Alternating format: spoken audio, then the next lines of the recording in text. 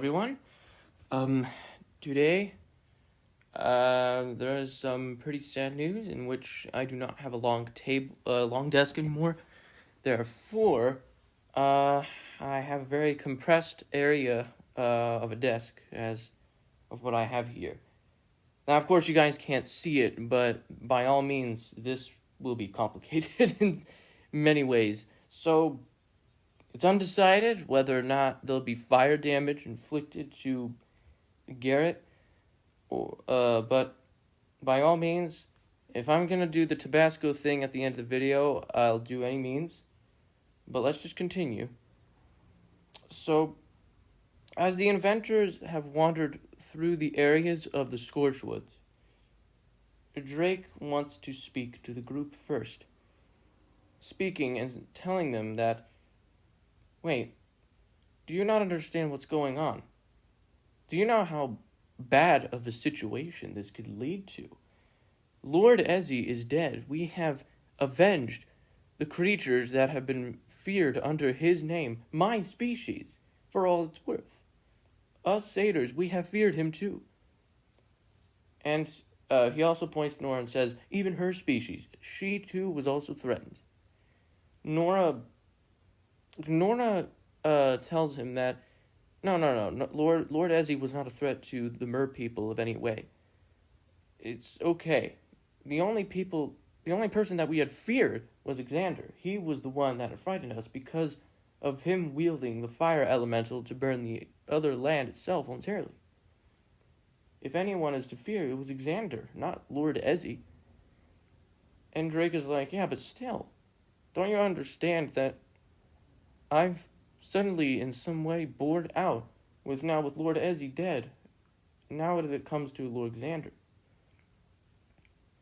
And then Ursula, she walks up to him and kind of slightly punches him in the ribs and says, get a hold of yourself, Drake. Do you not understand what we're trying to do here now? We are afraid that Xander has a power that is tracking us. We are trying to search for him. If anyone is to fear at this point of time, it is the person we are actually finding, in which he had found us several times already. Xander is the one that we're trying to face.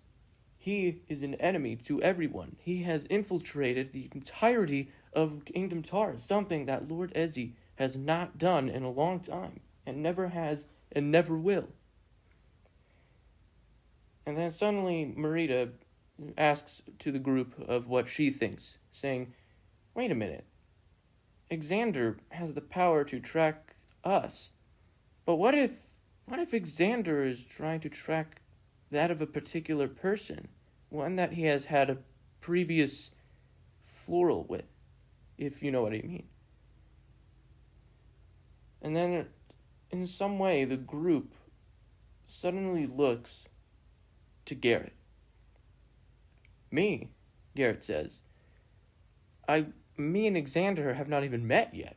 I don't even know who he is. And you're saying that he's trying to attack me? He's targeting me?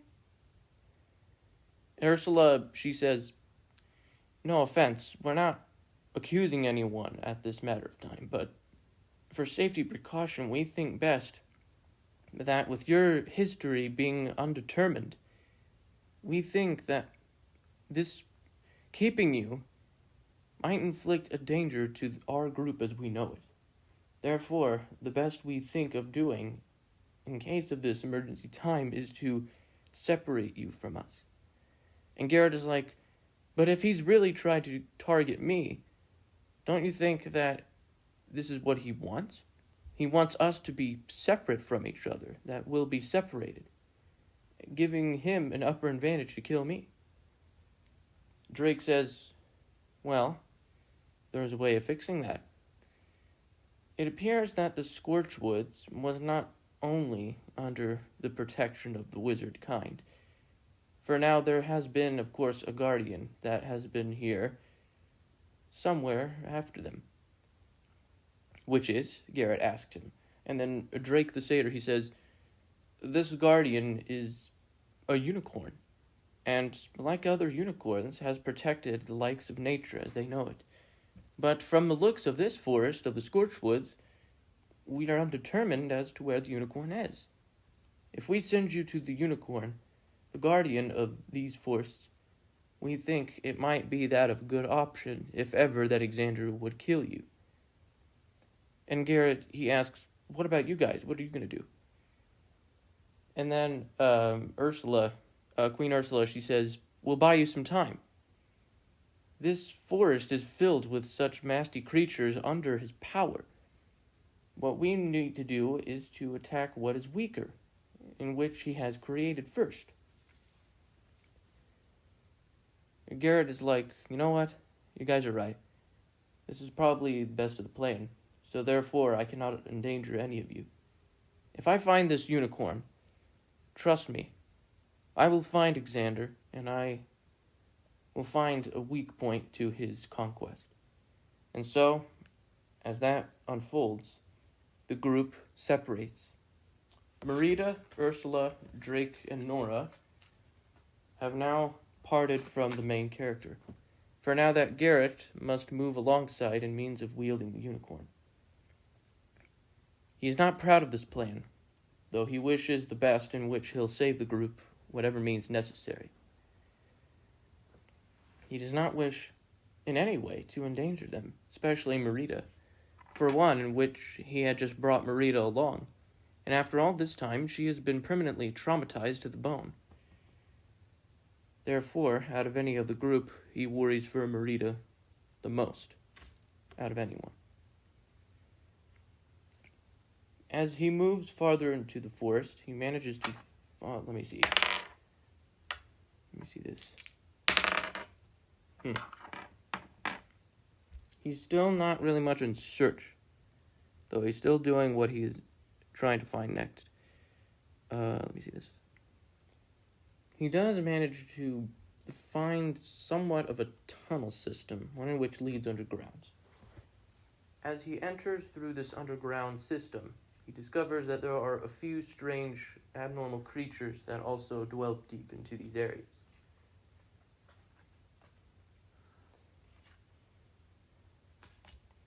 He explores the tunnel system, and as he does, he finds these strange... let me see this. He finds that there are some strange skeletal remains across the grounds, blood churning across the floor in creeks and in very disturbing locations. He was ultimately traumatized by this area, for it showed nothing but pure death and decay. And as he explored deeper, he discovered the wriggling insectoid legs dangling from above the ground. These insectoid legs belonged to an alternate monstrous beast, an animal called the ankeg. The nasty ankhead creature digs through the soil, and as it does, from burrowing through the soil and into the tunnels it went, in which it buries through the area itself. It does lock eyes with Garrett, but that depends. Let's see if he rolls for stealth, which fails. He attempts to try to sneak from the creature, but it manages to lash its bite attack at him. So, yeah. Battle inflicts between Ankeg. Not just that, but it appears that there are also two of them in that of the same room. So, let me just write this down. As the first Ankeg grapples upon his feet, a second Ankeg digs a few 5 feet through the thickness of the soil and crumbles its legs through the skeletons and the blood-churning corpses across the ground, filled with the toxic fumes of green smoke and acid, kind of just flowing and melting through the bone and marrow. Creature smashes its legs to the ground in means of rushing to Garrett, in means of both the creatures attempting to kill him. First, starting with the first of these Ankeg creatures, that is 12. So that's 12. Plus 3, which is 15, which does hit. So yeah. Creature performs a bite attack, which will be a 2d6. 2d6 of damage. That'll be 7 plus 3, 10 damage total. That is absolutely terrifying.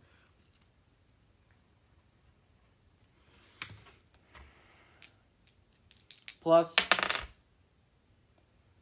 6. That's scary.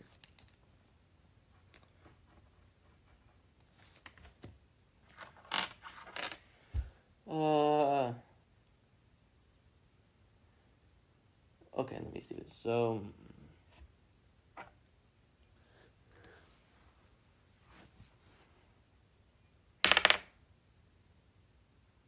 let's see this again.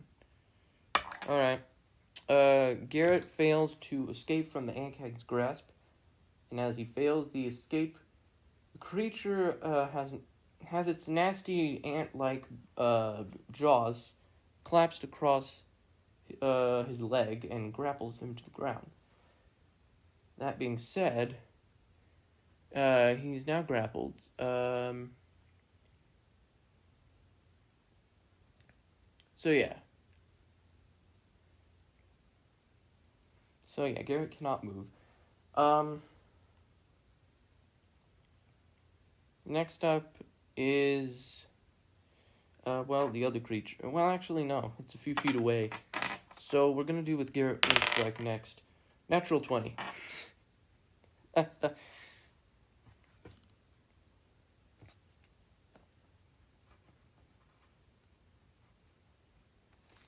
let's see this. So, Garrett performs war... No, hold up.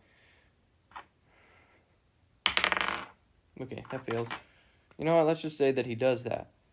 He'll perform a Warhammer attack. Okay, it's going to be 6 plus 3, which will be 9. Doubled would be 18.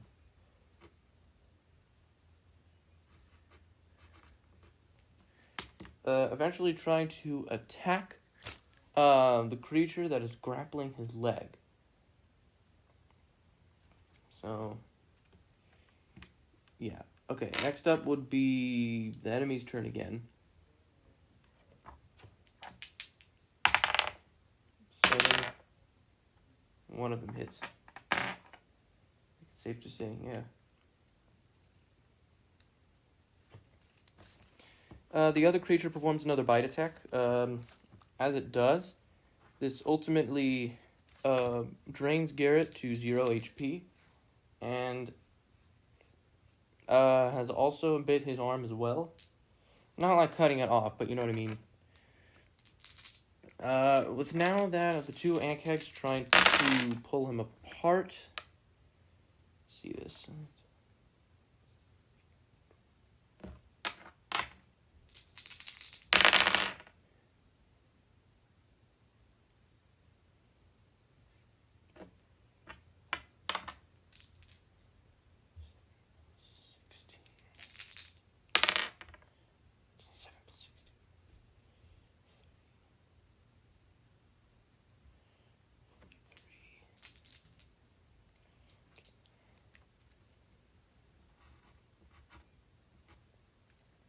Okay, so let me take a look at this. As they manage to grapple Garrett into their jaws, they soon discover that the galloping of horseshoes is grappling through the caves itself and the tunnel system. As this happens, the creature performs a charge attack.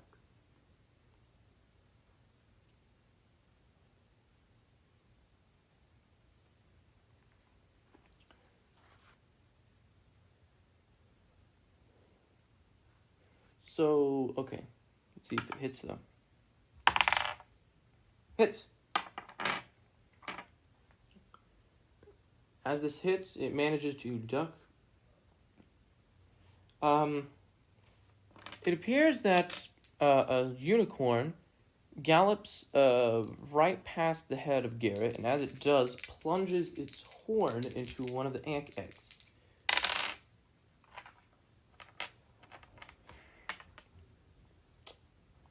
That ant egg will take 9 points of damage, meaning that it'll drain it to 21 minus 9.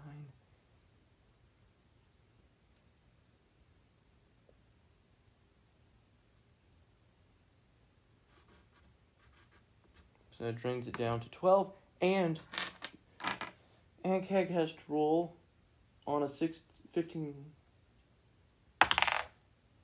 Fails.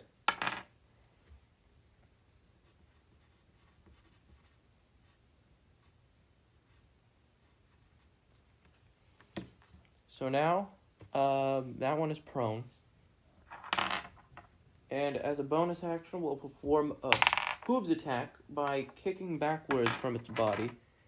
And the unicorn clomps its hooves with, 2d6. So that is 7 plus 4, which would be 11 bludgeoning damage.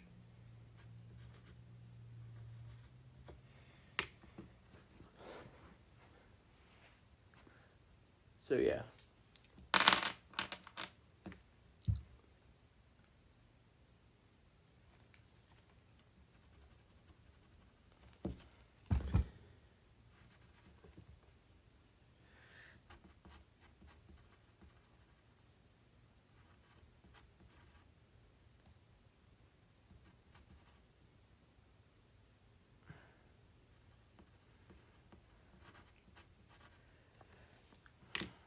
Okay, so next up is the enemy's turn. Fails.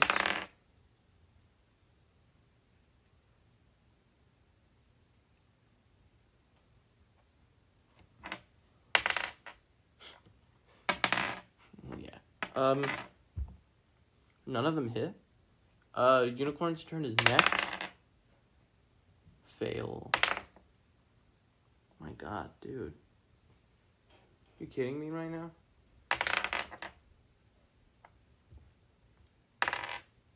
Ah, freak. Alright, well, then never mind. Alright. Next up is next of the two ant eggs. Well, one of them hits. Will spit an acid spray. Spit acid spray in the direction of 30 feet long and 5 feet wide.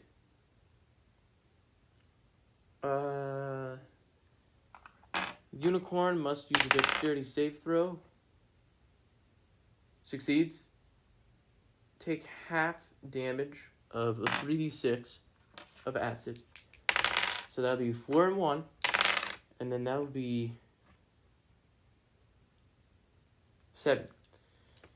And of course, divided 2 would be 3.5, so 3. Unicorn only takes 3 damage from the acid, dodging with its leg being burned, but not severely, entirely. Never mind. Sorry. Unicorn, well actually, yeah, Unicorn's turn next. Attacks, as it does, will perform, actually,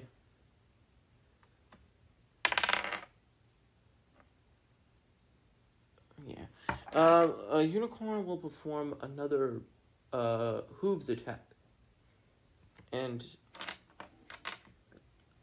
perform another hooves attack. This will be another 2d6 of damage. So that'll be 4 and 5, which will be 9 plus 4 is 13 damage. Killing the prone ant egg. As for the other creature,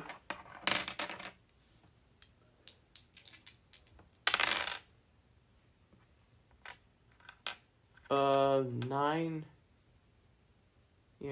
points of piercing damage.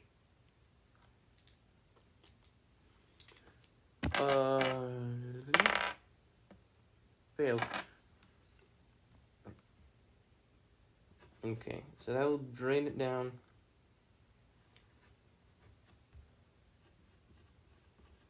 Okay. As the other ant keg is prone, Unicorn pulls Garrett on its back and tries to gallop away. The ant keg is next up in turn. 15 hits. Will lash or bite attack, which will be its last attempt. Well, actually, hold up. It's prone, so I have to roll with disadvantage. Never mind. It still hits.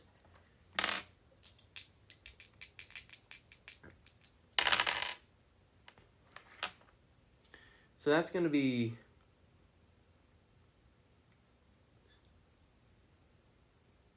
That'll be 11 slashing damage against the horse. No, the unicorn, yeah. Plus 3 points of acid damage.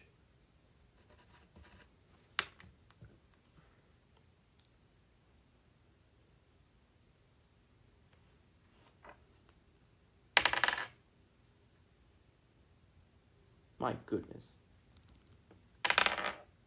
Roll something good for once. Okay. Unicorn manages to escape from a grapple. Although, we'll take another extra 1d6 damage to do so. So, draining it down to now of 46. Unicorn does gallop away 50 feet away from the ant keg. As for the ant keg, is now left wounded next to the other ant keg corpse. So that battle is ended. As the unicorn brings Garrett into the interior of the cave system itself, escaping more from that of other corpses and bodies across the ground. Unicorn gallops across the blood-curdling acid bodies. Led into the center of the cave is when the unicorn eventually drops Garrett into a soft little mattress bed.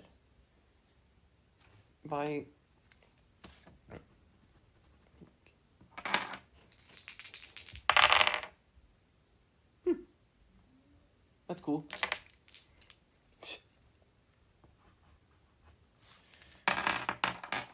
After 3 successes, Garrett had officially managed to get 1 HP back in his health.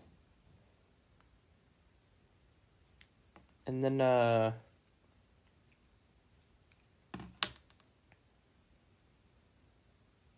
hold on, let me see this. Okay.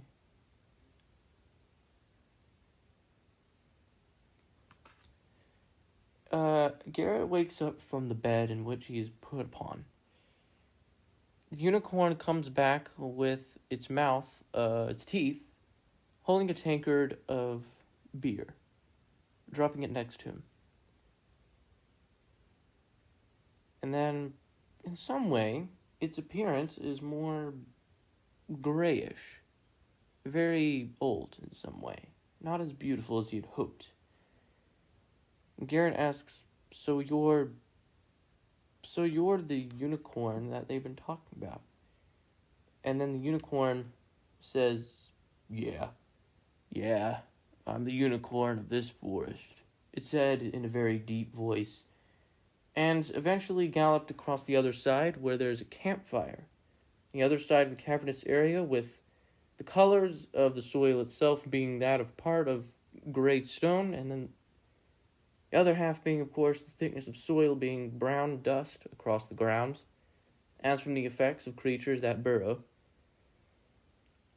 Garrett asks, so what is your name?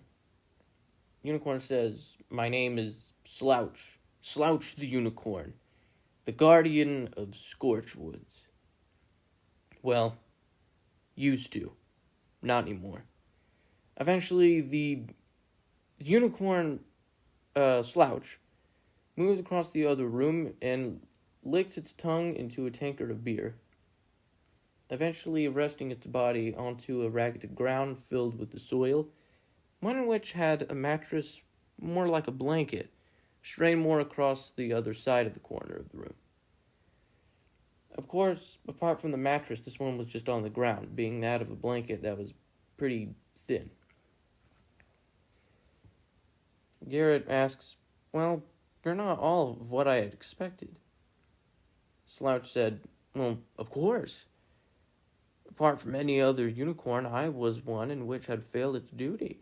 Well, few of them have, at least. Of course, ever since those of many years had passed by, is when the Scorchwoods was threatened under its own enemy's face, the salamanders. Worst foul enemies of mine," Slouch said in a very deep voice. Garrett asked, "I thought you were more female. I thought all unicorns were female." Slouch said, "Not all unicorns are female, you know. Anyways, I was bestowed by the wizard's magic. I wasn't actually bestowed with magic of my own hands. I was selected as an actual guardian to protect the Scorchwoods, and by all means protecting the 3 pedestals, the Tengoms, sealing the black dragon Venet in the center of the land of Sonok. Of course, that was the main purpose as to why guardians were selected in those days, in means of preventing Venet from rising from the magic of the pedestals, and that the black dragon Venet would rise in his ground, withstanding against any magical spells that bounced across his body. And by all means, if ever that people wished to have, of course, Kronos by their side." And Garrett, he immediately jumped to this conclusion and said, "Kronos? What do you mean by Kronos?" And Slouch was like, "Oh yeah. Many people had referred to this creature as Lord Boulder. But this particular creature was named after the Titan of Destruction. Well, Kronos. Most people called it that. But it is undetermined as to what its real name was. I usually talk to him for very rare occasions. For that, of course, during this brink of time, during the month's end. One in which, of 1 year of anniversary during the destruction of the Scorchwoods, would be that I would talk to him one last time before the entire Scorchwoods would fall under Xander's power." Garrett's like, "But that's why I'm here, to stop him. I have brought a group to stand up against him, so that he won't conquer the entire lands."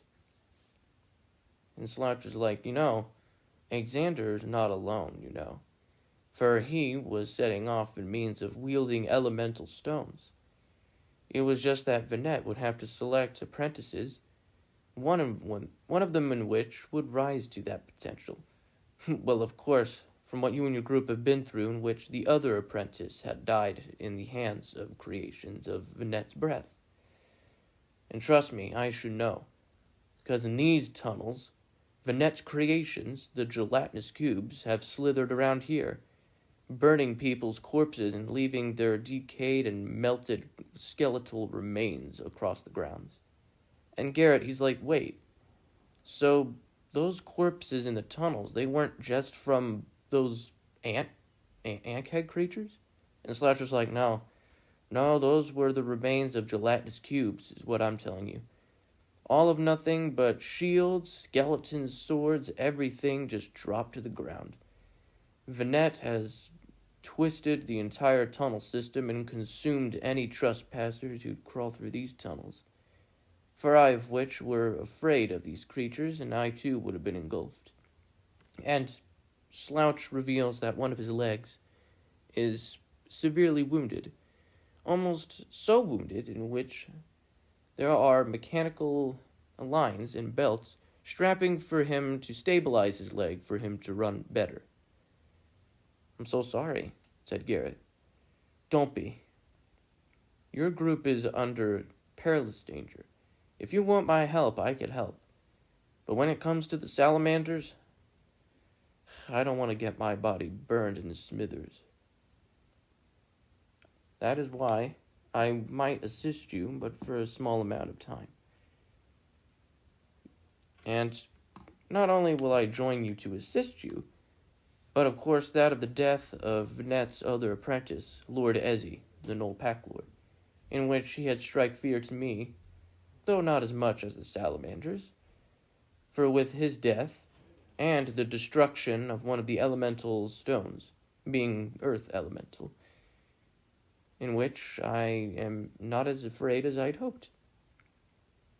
So with this information, Garrett is relieved, with now, of course, having the unicorn on the group's side as easier as he had hoped.